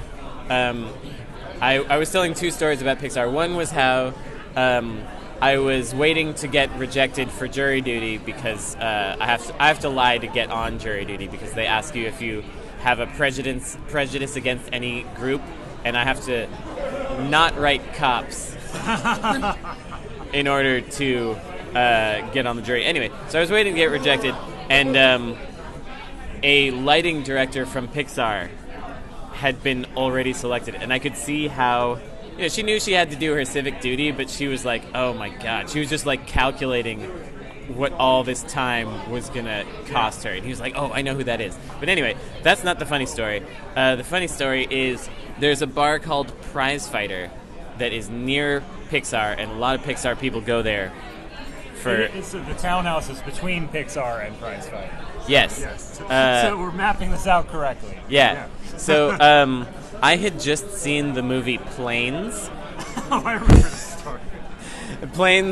Planes is by Disney, not by Pixar, but it is in the world of Pixar's Cars. Yeah. And so I happened to be at this bar after watching the movie Planes, and I had a very deep knowledge of the movie Planes, and had just interviewed the director, an interview that I've never published, in which I was very rude because he got up at the front of at the beginning of the movie, and he was like, I'm confident we have made the best plane movie of all time. And so I interviewed him later, and he was talking about how his grandfather was in World War II, and it's a little embarrassing for me to talk about this now, but I was combative at the time in my interviews. So I was like, so you believe you made the best plane movie of all time? He's like, yes. I was like, so it's better than Top Gun. Will you go on record as saying that Planes is better than Top Gun? He's like, well, and then the PR person came in and was like, we're not saying that. We would like you to not talk about that. And then I was like, so your grandfather, you talked about how he flew in World War II. Do you think that he would be proud of this movie? Oh my god. That was really mean of me to say that. But I said it in like a upbeat, chipper way, and he's like, yeah, I think he would be proud of it. Like it was... Because there's like an old World War II plane in the movie that is talking. He's like, that's the version of the old rusty truck in Cars. Anyway, the point is, I was at Prize Fighter, a lot of Pixar people there, and for some reason, they kept introducing themselves to me and to other people that were in the bar, because I guess maybe there was some sort of a mixer that was supposed to be happening. But then they'd ask what I did, and then they'd say they worked at Pixar, and then I'd be like, oh man, I loved Planes. They would get so... You're in a bad mood. I was in a bad mood. And they'd be like, oh no, actually, we didn't work on Planes. And they're trying to be nice about it. I don't know, I was on a tear. The end. I have 3 total non sequiturs that based off keywords that have previously been said. Yes, this is good. So I'll give a choice to the group without saying all of them. I can give a non sequitur about Emeryville. Okay. A non sequitur about video games and juries. Okay. Or a non sequitur about... What was the last thing you were just talking about? The movie Planes in World War II. Yeah, I can't remember the third one. Okay, well, I will say that there have been complaints about the amount of California-centric content. Oh, okay. But here's one thing that I have to say about that. I'm going to keep talking about California. 1 in 9 Americans is a Californian. Okay. So there's a lot of us. Anyway. So my cat is named Frida. Right. And Frida is named after... Frida Kahlo? No. Okay. Frida is named after a cat that's name-checked in the band Sewer Trout song Frida Ripped My Flesh. Oh. Which contains the line, she's a punk rock cat from Emeryville. Okay. And that cat, Frida from Emeryville, who ripped someone's flesh, was named after Frida Kahlo. Okay. Okay. Chain of Fridas. Yep. What's the other one? It's about serving on a jury? Yeah, one time I was on a jury duty with American McGee's roommate. Oh. Yeah, that's a non sequitur. Yeah. And if they didn't get selected, that would be un-American McGee. Yeah. And for the record, that jury was in California. Very good. So anyway, California's the best. It's a really good place. Everybody loves it. Nobody dislikes when it's talked about incessantly. Bye forever. Okay, it's a loud place, but after our discussion earlier, who do we see at this party but Jenn Sandercock, her very own self. What do you have to say about the various things that we've said about you that you didn't hear earlier today? I mean, they're probably all true or something. I'm terrible at promoting myself, so I hope people said lovely things about me because I can't say them about me myself, so yeah. They were lovely. Wait, I have a correction to something I said earlier. Yeah? Well, now I'm not 100% sure, but I believe when you ran into us in Ballard, were you walking a dog? Yes, I was walking my dog, yeah. So now I would like to add that Jenn was walking her dog when we saw her in Ballard. Okay, the record has been corrected. And I regret the error. Thank you very much. This has been your Insert Credit podcast update for the evening. Bye forever. You want to say bye forever? Bye forever. Very good. And you can hear some soothing melodies slowly drifting across Yerba Buena as we move into the malaise period of the week where people either tired, sick, or dead. And in general, there's a mood of quiet satisfaction or fear. And we're going to be trying to find some people before they head out to get some final thoughts on the conference. So you are Emily Rose. And you do recover CRTs from the IGF display floor. That's amazing. So we're kind of in the decline malaise period of GDC. We're kind of in the rigor mortis sort of wrap up. What's the vibe on the floor right now? Absolutely desolate and empty. I was there for an hour after breakdown, and it's basically a wasteland down there. I'm like worried like sewer creatures are going to start erupting from the grates, and like they're going to shut off the lights, and it's going to be some real backroom shit. And so as we traverse through the back rooms, the final waning hours, I just came from the experimental gameplay workshop or games workshop, and I got experiments on my mind. So what's something experimental you did this week?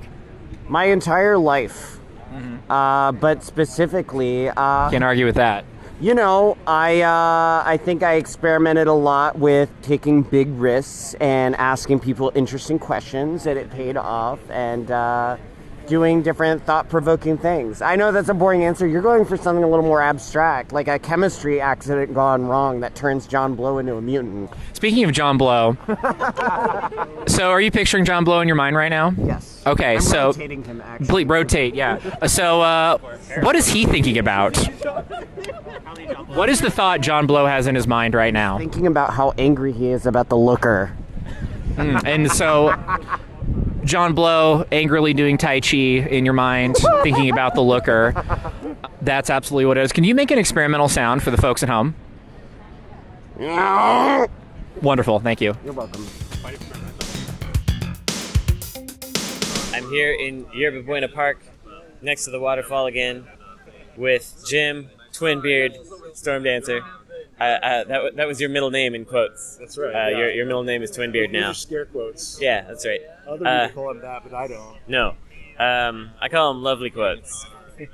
So, yeah, you were about to say a GDC memory because I asked you to. Tell me what it is. Yeah. I used to go... I should keep doing this because I still have the badge.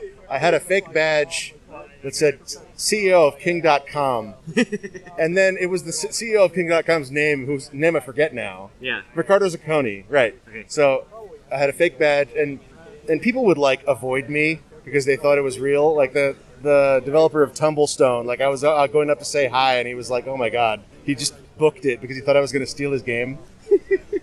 But my favorite moment was when Simon Carless, who ran the event at the time, was like directing, like, I think it was like a group of investors around, and like saw my badge and was like hustled them in the other direction in case one of them wanted to talk to me.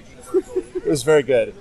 Yeah, that's good stuff. See, that's some vintage GDC. We've been having some vintage GDC times here with like sneaking people into parties and that sort of shenanigans. But I haven't actually gotten to like listen to people talk very much because I have to have so many meetings, which is it's sad. I want to go back to the days where I would go to the talks. Man, I remember when there was a DMC talk, Devil May Cry rebrand to DMC briefly. Right. named after Run DMC. That's right, and all the music in it was nu metal, and the speaker was talking about how cool it was and how they finally made Devil May Cry cool. I miss seeing that kind of nonsense. Yeah. Or the another Devil May Cry talk, Devil May Cry 5, I think, where the creative director, I believe, was talking about how they stole all these poses and moments from various Gundam movies. So, do you think that talks are more serious now, or do you think that like a regular, ridiculous game development talk is just so overshadowed by like all the crypto booths that none of them are funny by comparison? No, I think that the real thing that's happening is there's not enough press anymore that we get to see what those funny talks are before, like, without being in them. Oh, sure. That's the problem. I think the crypto stuff, like, everyone is complaining about it and everyone's annoyed by it, so I don't think that that's, like, putting a damper on the talks. It's just something for everyone to get really annoyed about, which is nice. We need something to be collectively bothered by. It's good to have a punching bag. Yeah, absolutely. Okay, well, thanks for that. You want to say bye forever? Bye-bye forever. Very good. I'm still in Yerba Buena Park, but now I'm with Ash Parrish, who is here. Hey, I'm back. It's very good. It's cool that we got to meet in person for the first time. I think that's neat. I do too. I wish I could meet all of you Insert Credit people. I'm really mad because I went to New York last month and I didn't know Jaffe was there until after the fact, and I was really mad. Whoops. Yeah, we should have mentioned that. Also, Frank was here. I should have tried to get and Frank. I know Frank was here, and I kept trying to meet him, and it never worked out. Yeah. Frank. That's right. I had a few people meeting me here for the first time, but something that is an interesting trend that hasn't happened to me for a very long time is, and you may have thought this, but you didn't vocalize it. I've had people say, I thought you would be taller. And it's fine for them to think. I understand why people think I would be taller, because I have an amount of confidence, and I don't have any kind of complex about not being tall. For you listeners, I'm about 5'7". I'm not very tall. But it's weird when people lead with that, because it's like, I don't know if you ever did online dating or anything, but it's like when you show up to a thing and they're like, wow, you look really different from your pictures. Well, Brandon, you have to realize I'm black, so that happens anytime I go in for a job interview. I see. Because also, my name is Ashley, and that's a very white person name. Oh, right. I never considered that there was more after the Ash part. I've only been Ash professionally, like, the last couple years, but Okay. like when I was doing normie job stuff, it was always Ashley. And then Yeah. they'd say, oh. Yeah, they were like, oh, you're Ashley. Okay, so I know exactly what you mean. I thought I was getting Kimberly. No offense to any Kimberlys. No, all offense to Kimberly. It's a terrible name. So, you interviewed Captain Kirby. Yes. How was it? It was actually really great. So I don't know if you had the opportunity to be. He gave a talk beforehand. I didn't get to see it. Yeah, it was so packed. Like, there were so many people in line to see this panel. Yeah. That it was, the line like looped and then went out to the roof. Wow. And they were saying like, oh, this is going to be stuffed. Please, like, make room. And what ended up happening is the panel got off to a late start, and then they didn't even fill the room, and I felt really bad because people were like tweeting pictures of being out on the roof, like waiting to get in to see Kirby, and they didn't even like fill it up so everybody who wanted to see Kirby could see Kirby. So that's not what. Yeah, that's not what's supposed to happen. But the panel was really great. It's Nintendo, so they're very well trained to not say anything like fun. But these guys definitely made that panel fun. They had all these cute little like drawings that were drawn by the devs of like Kirby and like what it means to be Kirby. And I guess what it means to be Kirby is to be really stretchy. So they had this one little slide about like Kirby and all these like different configurations, and one of them is like Kirby like trussed up, like, you know, in something that looks very not Nintendo friendly. Like vivisection style or like S&M style? S&M style. Okay. Like, it's okay to stretch, and then like it's like Kirby like spread eagle. And I'm like, okay, Jesus Christ. And then there was another slide of like Kirby, it's like a little Kirby, and then there's like this big like muscular buff white dude behind him, and I guess this slide was to like illustrate how Kirby sees himself as a hero. So Kirby, I guess, if you've ever had any kind of idea of what Kirby thinks of himself, he thinks of himself, I guess, as like this big buff white dude. He's got that Chad energy. Yeah. So like in the forthcoming Kirby movie, expect him to be played and voiced by Chris Pratt. So. There we go. That's what's gonna happen. I hope not. But yeah, interviewing them was really great. They are those kinds of people. They gave like really big Masahiro Sakurai energy, and that's like very like bouncy, fun. Like they make weird faces because I was talking to them about like Kirby in the Forgotten Land. They have like that mouthful mode where Kirby can like suck up everyday objects and transform into them. And my favorite is the one where he sucks up the light bulb because his mouth is like open all the time. And so like the translator is translating my question about this, and the dev is like hearing it, and he's like, oh. He's like making weird faces and shit. He's making a big Magikarp mouth. Yeah, and it was so cute and it was so fun, and they had a lot of great insights about Kirby. And I asked them like, oh, if Kirby swallowed you, like what powers would he get, and like what would his little hat be? And then that was an insert credit question. Was it? It was. I don't think you were on for that one, but if you got absorbed by Kirby, what power would he gain? I believe that was an insert credit question. It might have been like one of the intro questions at the start. Anyway. But yeah, they were saying like how if he swallowed me, he would probably be like really, he would draw. I forget what he said, like what his hat would be, but it was really cute, and I had a great time. And they gave me a little bag of like stuff. And one of them had a little Kirby plushie, and I'm like, okay, this is great. You can't tell me shit now. Because like I interviewed Kirby's dad, Kirby's stepdad, since Masahiro Sakurai is like the dad. Yeah. I interviewed his stepdad, and his stepdad gave me a little Kirby, and I'm over the moon about it. What would Kirby get if he absorbed you, and what hat would you have?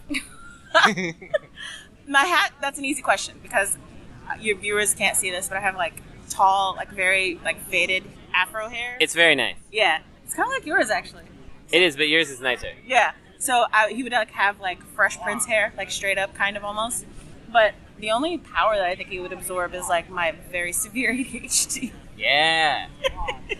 Nice. Take that, Kirby. Okay, well you have to answer the question. Oh. I never thought about what the hat would be. If Kirby absorbed me... No, I'm not going to say that one.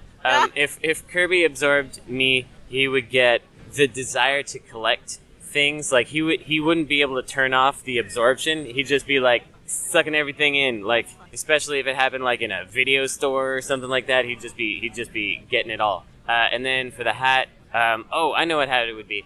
I have a hat that I bought when I was in high school that says El Sobrante, which is the town that I lived in when I was in high school. And I never wore it until much later in life when I was like, it would kind of actually be fun to wear that hat from where I was in my high school days. And then I wore it to like anywhere weird to wear it. So I wore it like to when I went to Iran. I wore it in Tokyo and Osaka. Why did you go to Iran? I went to Iran for the Tehran game convention. That sounds awesome. It was.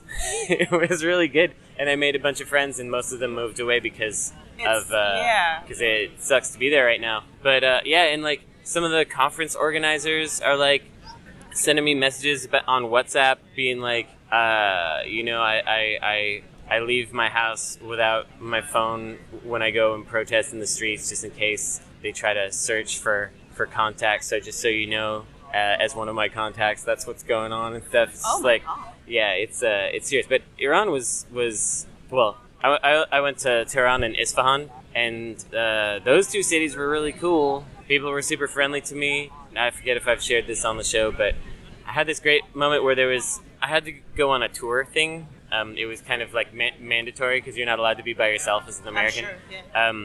And they took us to a church, and I don't care about churches, but I think architecture is cool. I think art is cool, and so I was at this Western church that was there, and there was this old man who was like really looking at me, and so I went over and said hello, and he's like, "Where are you from?" I was like, "You wanna guess?" And he's like, "England, France, Spain." I was like, "No, I'm from the U.S." And he's like, "Wow, American. We don't get very many of you." And I was like, "Yeah, sorry about my government." Oh no, he said, sorry about my government, and I said sorry about my government, and then we shook hands, and it was really nice. I feel like it would be like, I don't know, a compliment. I know they say they don't get a lot of Americans, but I think it would be a really big compliment to like go to a place and not have people thinking you're American. Oh yeah, no, I love it. I go to Japan and people want to guess where I'm from, and America's never on the list. Good. And that is because I am not tall or big, and that's why they don't think I'm an American. Because I should be eating hamburgers and playing football. But yeah, Iran was really cool. Like at one point there was a Iranian Canadian guy in the group of Westerners who came, and a bunch of us wanted to see what was outside of the hotel. This was before we got to actually make some friends and do some wandering. And so a group of 4 of us, him and 2 women and myself, 2 very tall blonde women and myself, who are all game devs, just walked out to look and see if we could find something. Without your minders? Without our minders. But he has an Iranian passport, so technically he could be a minder. Okay. But we were just walking around, and this lady pulls over in her car, and she's like, "What are you guys doing walking around out here?" And we're like, "We're just looking for somewhere cool to look at, because we've been stuck in this hotel."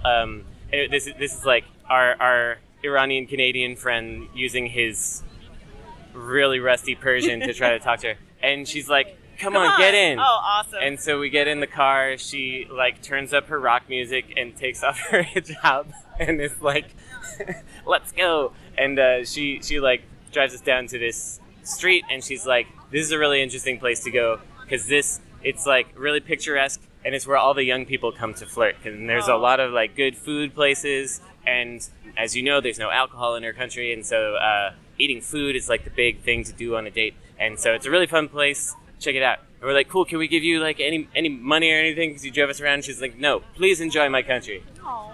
And can you imagine if the situation were reversed? No. And there's like... I mean, okay, so I can, but only in a situation where it was a bunch of other game devs. So Sure. like, if like some game devs or some just like regular people came to America and ran into a bunch of game devs, Sure, absolutely. But like regular run-of-the-mill Americans, no, probably not. No. Because I was really thinking about it, like, if it was me and 4 Iranian people walking around in a town where we weren't all, like there was all white people, and somebody pulls up in the pickup truck, it's going to be a different conversation. Yeah, that's much different. I guess one of the good things that I've heard about GDC and all of my talks for people is that they are so surprised and delighted by how nice everyone is here and how willing everyone is to help each other out. Yeah. I really got that vibe. Like, unilaterally across the board, everybody is like, GDC is expensive to be here, but the people here are so wonderful that it's, so. Yeah, you know, Ash just interviewed me about GDC, and I didn't say this during that, but like, it really is true. Like, if you're meeting up with other devs that are looking for the exact same thing as you, like money, pitching, contacts with certain people, they will share it. I was talking to somebody yesterday, and they were like, oh, I've been really meaning to talk to this guy that you talked to earlier, and I was like, oh, let's set up a meeting right now. And just like, everybody just shares everything. And the people that don't, I'm wary of them. Like, if you're not down to just share whatever's going on, if you're like, no, I need to get my contract first, I'll tell you later, then I don't trust you. No, that's fair. Also, I will say one of the really cool panels that I went to was Cult of the Lamb social media strategy panel, which is actually really interesting. Just talking about how they leverage Twitter and TikTok to make their game blow up. Yeah, they did well. Yeah, and I guess one of the fundamental takeaways about this is like, your game is not special. Everybody has a great game. There's nothing inherently special about whatever it is you're doing, but what is special is how you think about that and how you present it to people, and that's what's going to be the thing that, I don't know, gives you or helps you towards the success that you're looking for.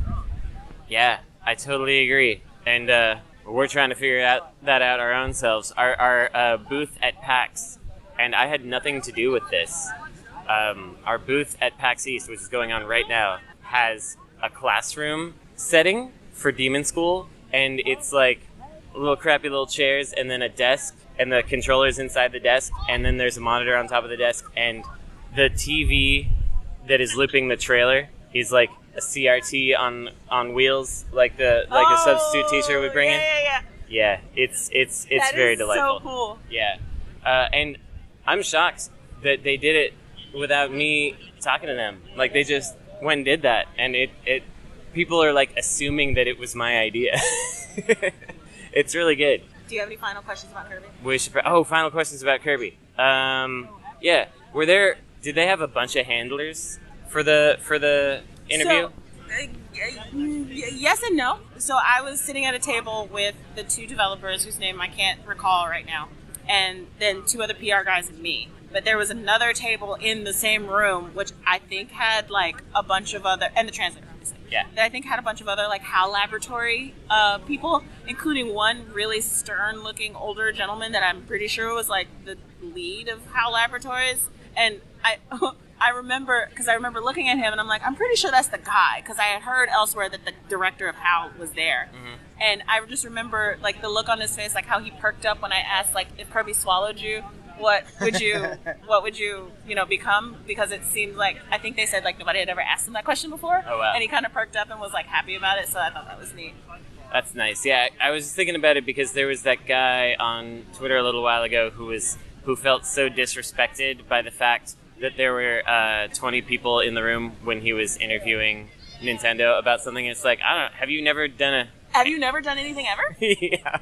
It's like, they're a big company. They're careful about things, and they're the people that they put in front of people are extremely well trained, and even then they still have to have people there to make sure that they toe the correct line. Yeah.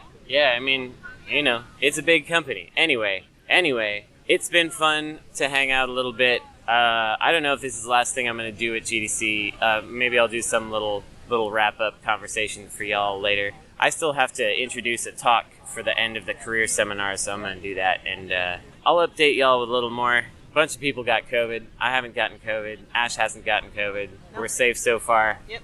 We'll see you later. Bye forever. Bye forever.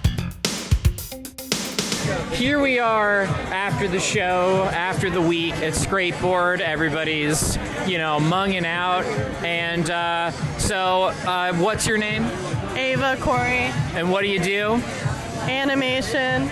So what's the vibe in the floor right now? What's like your summation of this year's events? Like what was the general theme of GDC this year? The general theme was, I haven't been here in 4 years. What am I still doing here again? Happiness, sadness, confusion, games. There it is, folks, the dismal hellscape that is GDC 2023. Who do we have but insert credits very own Mimsy? Yes, Mimsy the Pug. Mimsy is here in real life. Yep. It's very exciting. So I saw you walking away from the Sony party as we were trying to enter the Sony party. You had 10 people you were trying to get in there. How did that go?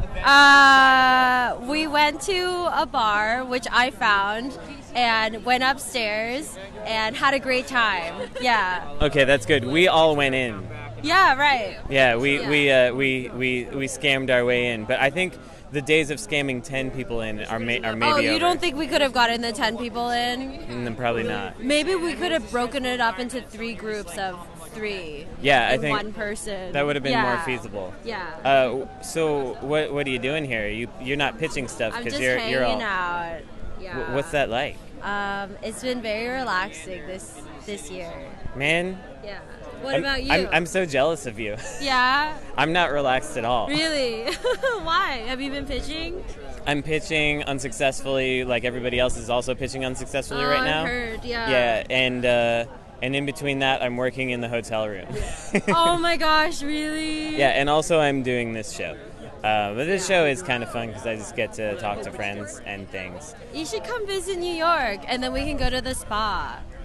I will go to New York, and I want to get Xi'an famous foods because there used to be 2 Xi'an places in Fremont, California, and they both closed. Yeah. So that's bad for me because I want to eat it. Whenever Tim takes someone else that I know to Xi'an Famous Foods. He makes them take a photo and send it to me. Really? Yeah, so that I will... I've never sent you a photo. No, I think he thinks perhaps that would be too common of an occurrence. So I it's see. it's got to be someone that I don't know is going to be there. Oh, okay. And then, yeah. But you know what? Feel free to send me photos of Xi'an Famous Foods. Yeah, I will get equally jealous. Okay. You're staying in Oakland. Do you know what neighborhood you're in? We're staying next to this restaurant called the Lumpia Factory. Uh-huh. And there's also like a halal guy's walking distance from us. I think we're near like the 19th Street Yeah, skate park. you're kind of downtown-ish. Yeah. Oh my Yeah. God. We actually accidentally took the wrong train and ended up in San Leandro. Uh-huh. And I've only been there once when I stayed with Tim. Yeah. Yeah. Yeah, that's some oldie time memories when Tim lived in that house. Yeah. Yeah. Well, now his house is even smaller. Yeah. Get owned, Tim. Okay, that's the end of the podcast segment. We're ending with Get Owned, Tim, because he's not here. That's it. Bye forever. You want to say bye forever? Bye. Goodbye, everyone. Was that okay? Yeah, it was good. As I stand here in the scorched earth of San Francisco's Moscone Center, I cannot help but think of the lines that have been stood in, the diseases that have been spread, the chains that have been apparently blocked in the declining era of this convention, in the declining era of this industry. Next year, perhaps, there will be renewed energy once again. But for now, signing off. That's it for GDC. I packed everything up, ready to go home, in my hotel room for the last time. We saw a lot of people, we did a lot of things. It's hard to communicate to you what it's like maneuvering through these spaces. You just hear me when I pop up and see somebody, but there's big gaps in between where I'm doing stuff, running around. Everything here is like a 15-minute walk from everything else. So you're just hustling around and then you just see people. And suddenly there you are in a conversation that can be enjoyable. And you got to hear a few of those conversations. We got to meet Ash Parrish in real life. You didn't, but I did. It was a good show, but I'm glad to go home. I'm ready for it to be over. I'm actually checking out of my hotel one night early. Go home, look at my dog, see what things blew down because of the wind we were having. Just get out of San Francisco and have a good night's sleep. That's the plan. This is all over by the time you're listening to it, but for me it's happening now. I don't know if that means anything. But here we are. We're saying goodbye to GDC for the last time this year. Bye forever.